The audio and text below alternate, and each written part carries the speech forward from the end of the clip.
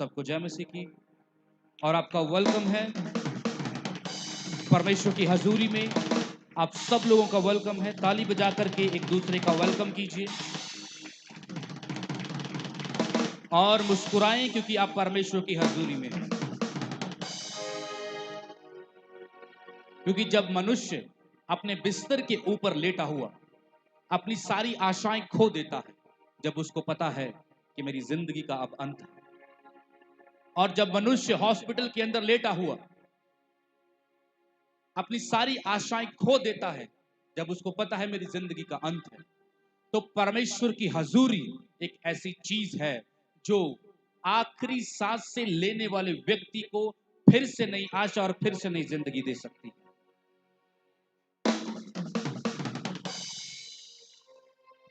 आए पवित्र बाइबल को खोलें और चलेंगे मरकुस की किताब के अंदर 4 अध्याय और उसका 35 वचन हम देखेंगे। Book of Mark chapter 4 and verse 35। मरकुस की किताब 4 अध्याय उसका 35 वचन। यहां पर लिखा, उसी दिन जब शाम हुई तो उसने चेलों से कहा, आओ हम उस पार चले।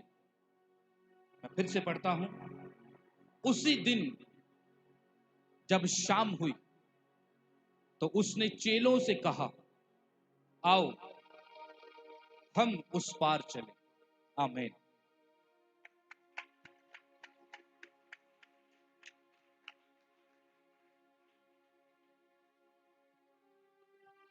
प्रभु यीशु मसीह के बारे में बाइबल के अंदर लिखा गया है कि शाम हुई और उसने चेलों को कहा कि आओ हम उस पार चलें। तो आज का वचन ये जो आओ हम उस पार चलें, ये क्यों जरूरी है? परमेश्वर का जो वचन है, आओ हम उस पार चलें, आज के दिन क्यों जरूरी है? और क्योंकि ये जो साल है 2023 का जो साल है, वो आधा हाफ हम क्रॉस कर चुके हैं और आधा जो बाकी है, और अपनी सारी मुसीबतों को छोड़ते हुए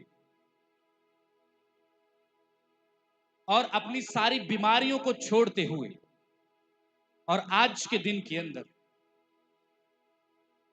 मैं कहता हूं परमेश्वर का वचन आपको कहता है कि अपनी हर तरह की बदी को साइड पे रखते हुए आओ हम उस पार चले जो बाकी का साल का हिस्सा रहता है। और आप में से कुछ लोगों को मैं कहना चाहता हूं कि आप लोगों को मुबारक हो, क्योंकि बाकी का साल जो रहता है आप तरक्की करने जा रहे हो यीशु के नाम में।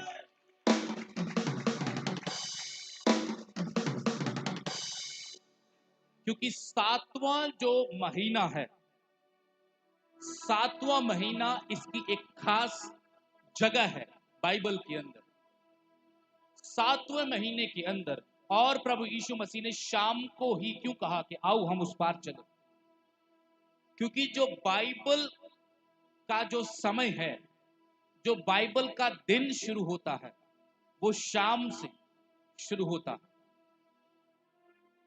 और हम सोचते हैं कि रात को जब 12 बजते हैं तब जो कैलेंडर चेंज होता है, तारीख बदलती है, हमें लगता है तब शुरू होता है। और कुछ कैलेंडर कहते हैं, कुछ समय कहते हैं कि सुबह 4 बजे, कुछ सुबह 3 बजे। और बाइबल कहती है कि शाम के समय के अंदर। इसीलिए जो शबत मनाया जाता है, जो शबत का खाना होता है, वो शाम को होता है।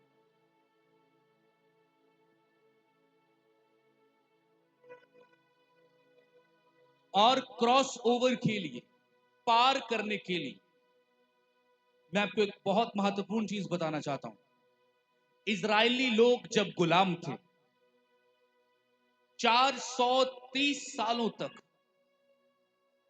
वो जो सिपाही उनके ऊपर अत्याचार करते रहे, वो जो सिपाही उनको मारते रहे, वो जो फिरौन के, मिस्र के कर्मचारी उनको चाबुक से मारते रहे और वो लेदर की बेल्ट से, स्ट्राइप से उसको जो मारते रहे, उनके पीठ के ऊपर लाशें रहती थी और खाना अच्छे से मिल नहीं पाता था और इजरायली लोगों को मिस्र वालों की कॉलोनी में घुसने की आज्ञा नहीं थी और बहुत कम लोग ऐसे थे जो वहां पर जा सकते थे, वो भी उनके नौकर। और वो सैकड़ों सालों तक ये सहते रहे। वो बीमारियों में थे, उनको भूख लगती थी, उनको शायद कपड़ा आसानी से मिल नहीं पाता था और वो गरीबी में अपने दिन गुजारते थे, इतना ज्यादा कि वो अपनी लाइफ से बहुत ज्यादा दुखी थे और वो वेट करते थे। अब्राहम के साथ जो परमेश्वर ने वायदा किया था कि मैं निकाल लाऊंगा तुम्हारे लोगों को मिस्र की गुलामी से, फिरौन के हर तरह के अत्याचार से मैं निकाल करके लेकर के आऊंगा। और ये क्रॉस ओवर हम क्यों सेलिब्रेट करते हैं? क्रॉस ओवर का मतलब है कि निकलना, एक जगह से दूसरी जगह के ऊपर शिफ्ट होना, एक स्थान से दूसरे स्थान के ऊपर जाना, इसको हम क्रॉस ओवर कहते हैं। और बाइबल के अंदर बहुत बार क्रॉस ओवर किया गया, बहुत बार स्थान को शिफ्ट किया गया।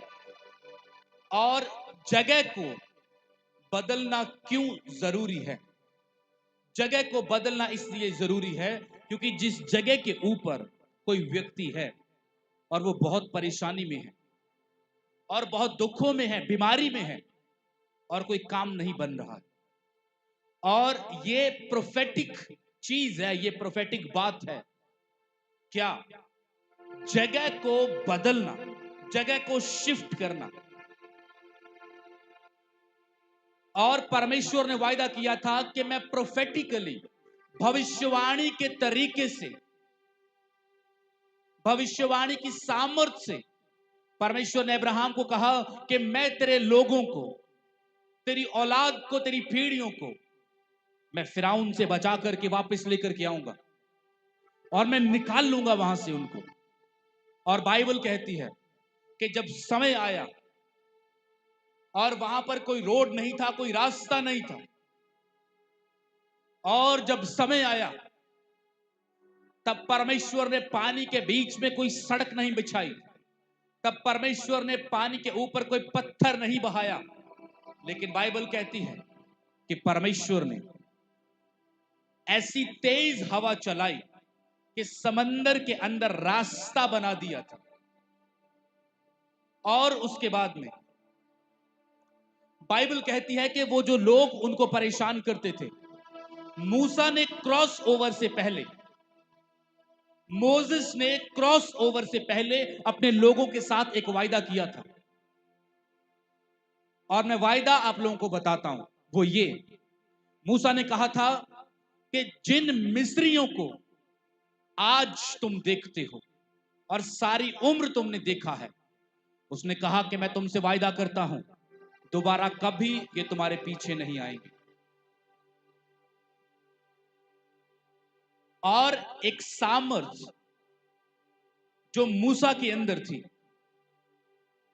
और उस लाठी के द्वारा समंदर का जो दरवाजा खोला गया, पानियों का जो दरवाजा खोला गया, और समंदर पार करने के बाद में उसी लाठी के द्वारा, उसी सामर्थ के द्वारा वो दरवाजा फिर से बंद किया गया।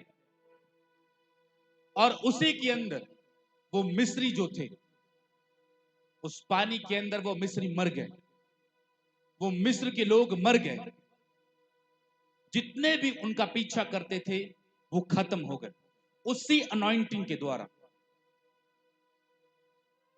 आपको अपनी बीमारियों को हराने के लिए कुछ अलग तरह की अनॉइंटिंग नहीं चाहिए, शैतान के सामने खड़े होने के लिए कुछ अलग तरह की अनॉइंटिंग नहीं चाहिए। सर के अंदर प्रॉब्लम है, सर के अंदर प्रॉब्लम है, कुछ अलग अनॉइंटिंग नहीं चाहिए। प्रेगनेंसी का इशू है, कुछ अलग अनॉइंटिंग नहीं चाहिए, कुछ अलग तरह का गिफ्ट नहीं चाहिए। और बाइबल के अंदर लिखा गया है, उसी अनॉइंटिंग के द्वारा मूसा ने इजरायली लोगों को बचा लिया, और उसी अनॉइंटिंग के द्वारा मूसा ने मिस्र की फिरौन की फौज को खत्म कर दिया। और मैं आप लोगों से कहता हूं कि ये अनॉइंटिंग जो परमेश्वर ने आपको दी है, उसी अनॉइंटिंग के द्वारा आज के दिन आप अपनी बीमारियों को हराएंगे प्रभु यीशु मसीह के नाम में।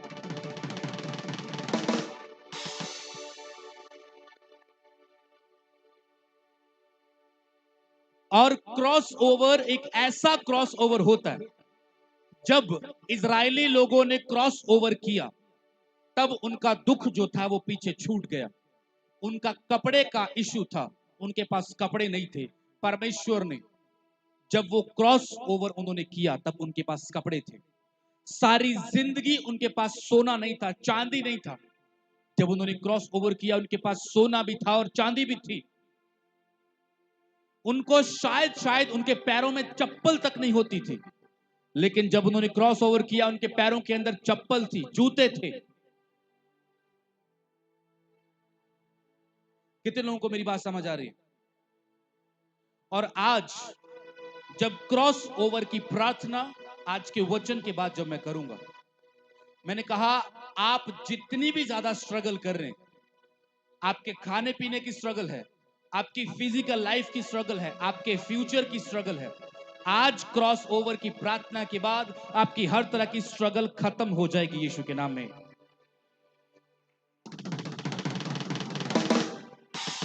ऐसी तालियों के साथ और ऐसे आमीन के साथ नहीं। अगर आप सच में क्रॉस ओवर करना चाहते हैं तो जोर से ताली बजाएं और आमीन चिल्लाते हुए।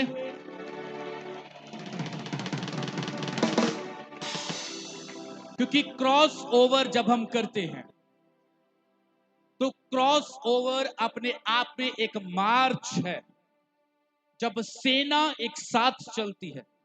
मैंने कहा आप आत्मा के अंदर आम व्यक्ति नहीं, लेकिन जब शैतान आपको देखता है, आपके पास तलवार है, आपके पास आपकी ढाल है और आपके पास परमेश्वर की सामर्थ है, और जब वो आपको देखता है आपसे डरेगा आज के बाद शैतान।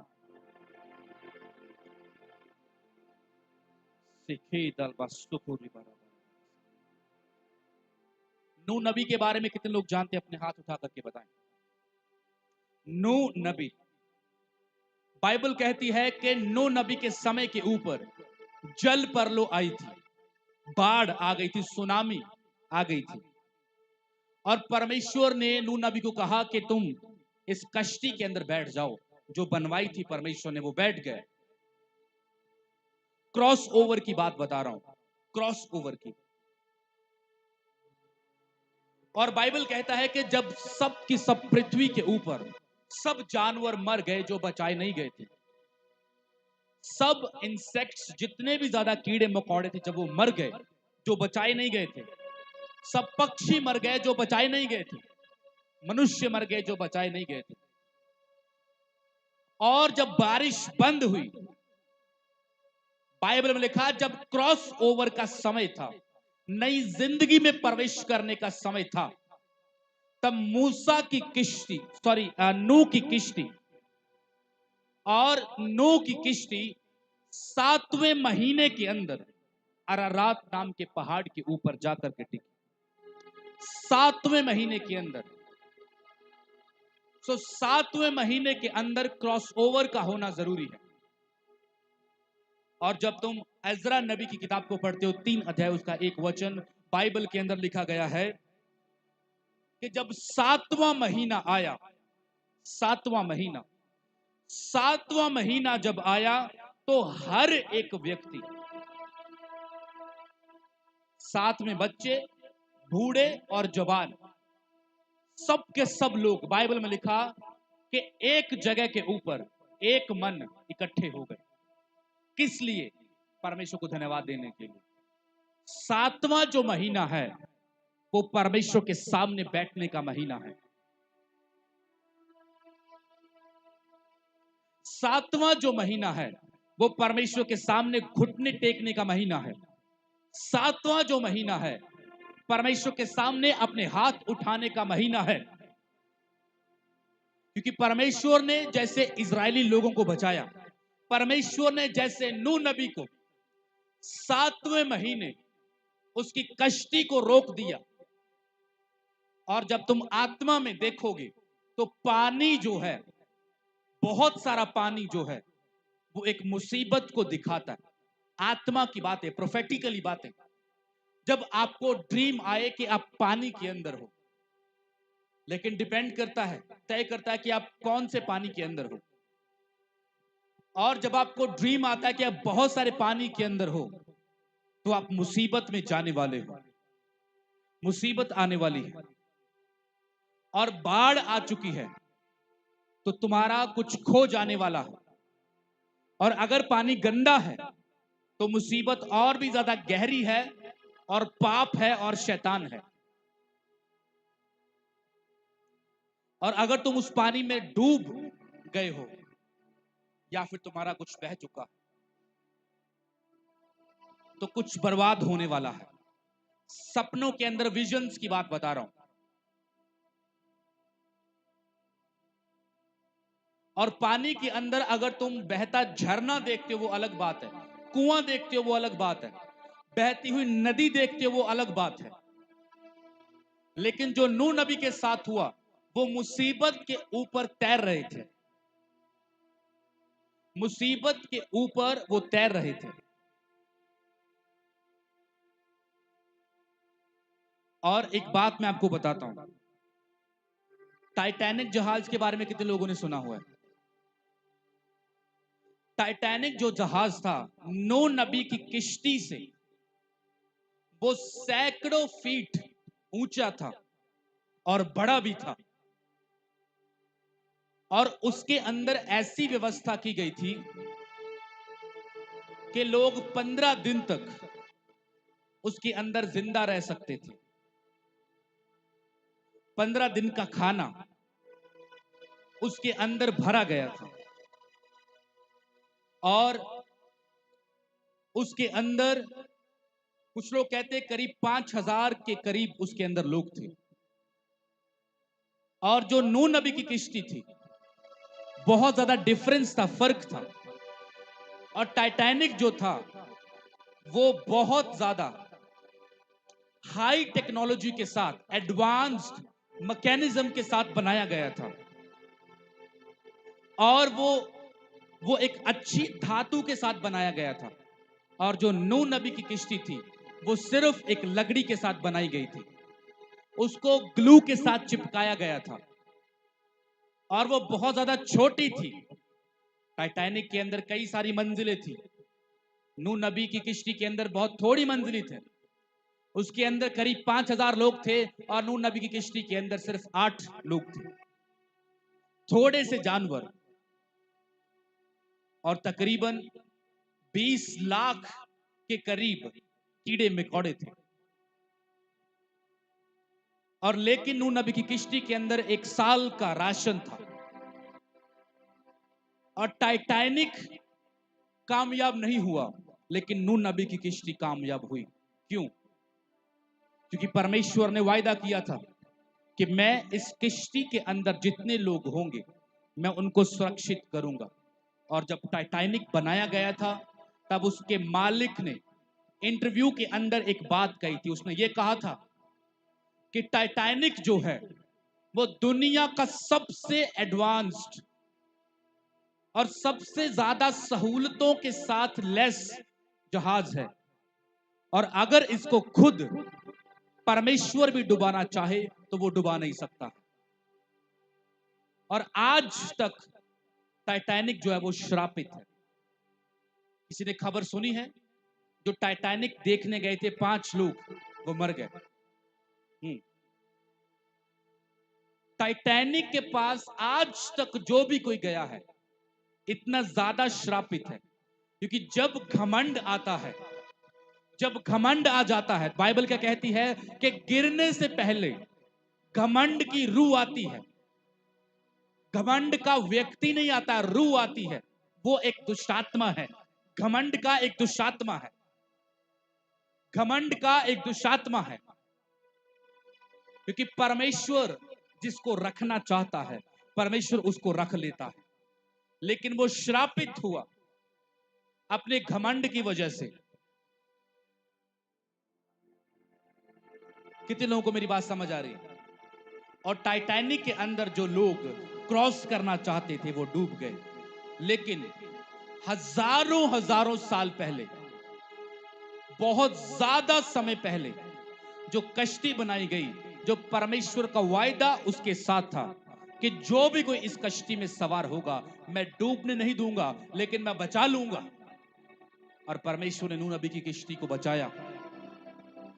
और परमेश्वर का वायदा जो नूह नबी की कश्ती के ऊपर था कि जितने भी लोग इस कश्ती के अंदर सवार होंगे मैं उनको बचा लूंगा। और वो वायदा मैं आप लोगों की लाइफ के ऊपर, आपकी नौकरी, आपके बिजनेस, आपके फ्यूचर के ऊपर गिराता हूं और अप्लाई करता हूं कि आप डूबोगे नहीं, लेकिन आप क्रॉस ओवर करोगे प्रभु यीशु मसीह के नाम में।